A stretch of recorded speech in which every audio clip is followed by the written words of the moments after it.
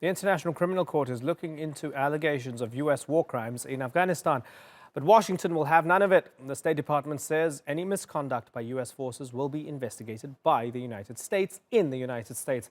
And that if visa restrictions aren't enough to deter the ICC, economic sanctions will be on the cards. Those threats were dismissed by the UN court, which says its investigation will continue with or without the consent of the White House. Well, joining me now to discuss this from Taipei is the former Asia chairman of Republicans Abroad, Ross Feingold. And in Bloomington, Indiana, we have David Bosco. He's an associate professor at Indiana University and the author of Rough Justice, the International Criminal Court in a World of Power Politics. Gentlemen, thanks for joining us. Ross, let me start with you. Straight out the gate, does the U.S. have something to hide? That's why it's revoking and denying those visas? Well, the concern is not something to hide. Clearly, the political environment in the United States, and actually I think this increasingly applies not just to Republicans, I should say, but to Democrats as well, that there's an increasing skepticism towards multilateral organizations among U.S. politicians and certainly the U.S. public. And clearly for many years, U.S. governments have not had confidence. Again, this is whether it's executive branch, regardless of who's been the president, because this continued under President Obama, as well as in the Congress, again, regardless of who's the majority, whether it's Democrats or Republicans, that there's a skepticism about these multilateral organizations and a perception that America will not get fair treatment. And we see the result that there's a great reluctance by the United States to participate in these organizations. Yeah, that's a good point. I mean, under the Democrats, it was the same. David Bosco, is the rule of thumb that the U.S. will support the ICC for as long as it's going after Balkan and African leaders, but don't you dare look at us? Well, certainly the U.S. position since the early 1990s has been very supportive overall of international justice, and the U.S. was one of the leading funder for the Yugoslav Tribunal, which you referred to, and for the Rwanda Tribunal. The U.S. has always had, across different administrations, hesitations about the structure of the ICC, because the ICC claims to have jurisdiction over even nationals of non-member states. So states who have decided not to join the ICC, the court's view is that in certain circumstances they can have jurisdiction over the citizens of those states. And that is something that no U.S. administration, from Clinton to Obama, George W. Bush, and now Trump, has accepted. And so, I think there is a certain consistency here, which is a rejection of ICC jurisdiction over Americans. Yeah, and David, Fatou Bensouda, the prosecutor at the ICC, when Afghanistan was mentioned, there's this initiative to look into possible war crimes, alleged war crimes and crimes against humanity. Now, it's not just the U.S. that's being looked at. It's the Afghan army, Afghan security forces, Haqqani network, and Taliban, and so on. Why does the United States feel attacked by that investigation?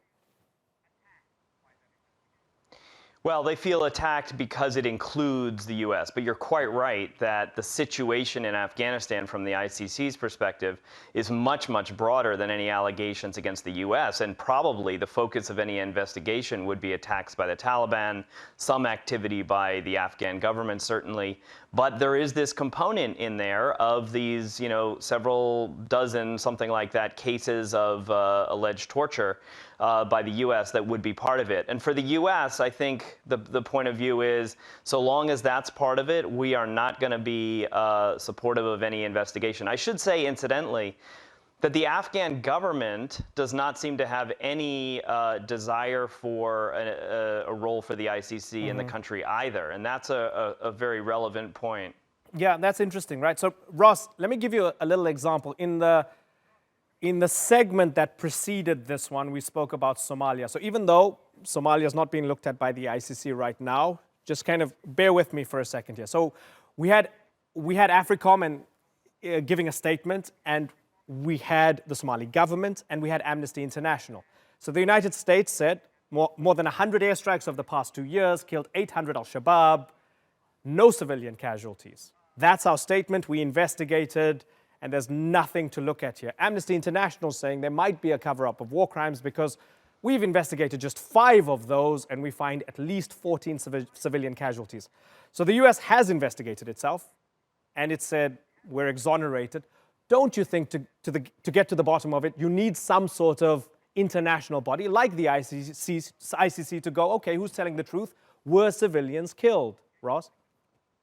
Well, if stakeholders such as international organizations or the Somali government or local government in the area where these attacks want to welcome international organizations, there is a limit to what the U.S. could do to stop. In fact, it would be a reach to say the U.S. is insisting that international organizations or other stakeholders don't investigate these cases.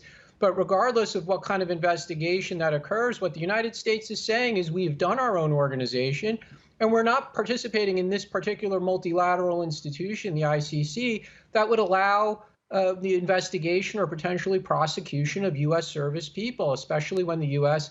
has already conducted what it will claim. Understandably, the U.S. will claim that it's conducted a robust internal investigation, and that, in fact, the U.S., compared to many other militaries, does have a very robust set of regulations that govern airstrikes.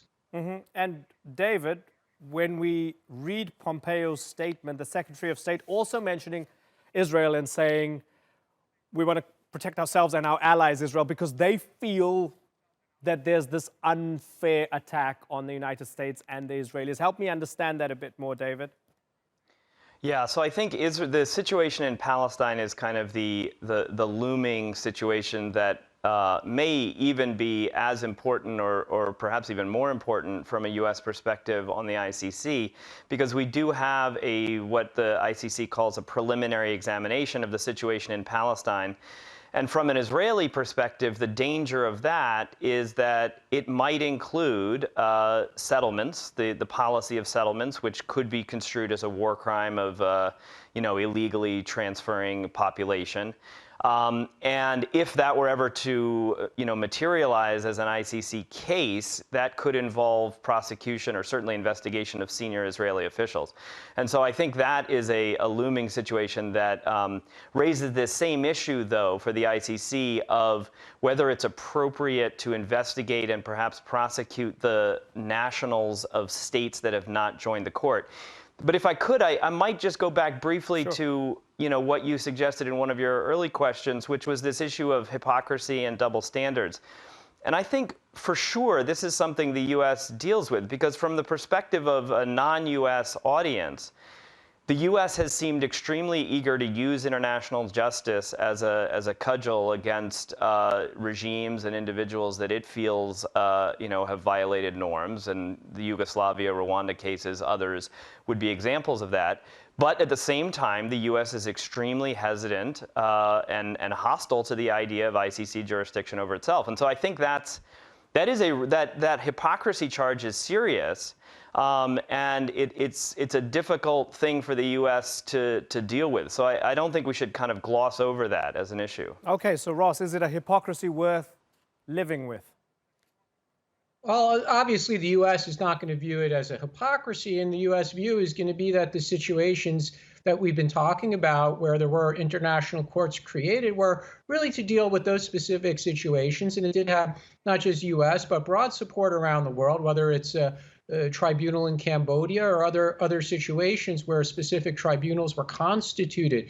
The U.S., again, and this goes across several U.S. governments already, and now it's already been many years since the ratification by some countries of the Rome Statute of the ICC, that they're not comfortable with this kind of organization giving itself this very broad power to investigate U.S. nationals. And there's just little appetite in the United States for something like this. Okay, but at the same time, Ross, you have countries like Sudan saying, we don't trust the ICC. So in a sense, wouldn't you say it's the right thing for the ICC to go after Umar al-Bashir to see if he did all the things that they said that he did? Well, again, the U.S. is not stopping the ICC from doing that. And if the ICC does that and they do have crimes to prosecute, the United States is not opposing that. But the United States is opposing the court, the treaty as constituted, and the authorities that it has, and whether it's to investigate U.S. nationals or to investigate the nationals of countries that have not ratified, or the situation with Israel, Palestine that we described earlier, which the U.S. is obviously going to stand by Israel. There's just a number of parts of the way this court and the treaty are constituted that the United States finds unacceptable. But And that's really, frankly, not going to change. But that's politics, right, Ross? Because you're saying the United States will obviously stand by Israel, right? So, I mean, to complete the sentence, no matter what, right? So it's politics ultimately. You protect your allies and throw the book at those who are not your allies and let the ICC do whatever they want to, if that's Well, what they again, want to. though, we do have examples over the last 25 years or so where international tribunals have been constituted for specific situations, and the United States has supported that. So to be fair to, again, successive U.S. governments and different U.S. presidents, the U.S. is not opposing in all situations the use of international tribunals to prosecute war crimes. Again, it's the structure of this organization that is very problematic for the United States. And David, as we we should circle, add, it's not just the United States; it's other countries as well that have not joined this. It's not a unanimous decision among governments across the world. But when we look at the other countries, it's invariably the likes of Syria. It's less likely members of the European Union and so forth, and more like the Assads and so on, right? I mean, well, again, though, there are major powers, whether just it's to add Russia in or on China, yeah, that are not members of the ICC. So sure. it They would haven't not signed be up to fair the to Rome say that Statute, the yeah. U.S. is the only country with objections. Sure, fair enough. David? Oh, yeah, I was just going to add to that it's true. You have Russia, China. You've got India as well, one of the largest democracy in the world that has just chosen not to join. You have Turkey, which has decided not to join. So if you actually look at kind of world population and it's actually a big chunk of the world in population terms that lives under governments that have decided not to join. But I think there's I think one issue we need to consider here is less kind of from the U.S. perspective and more from the ICC's perspective, because the ICC has some real hard choices coming down the pike, and I think states that support and fund the ICC have some very hard choices.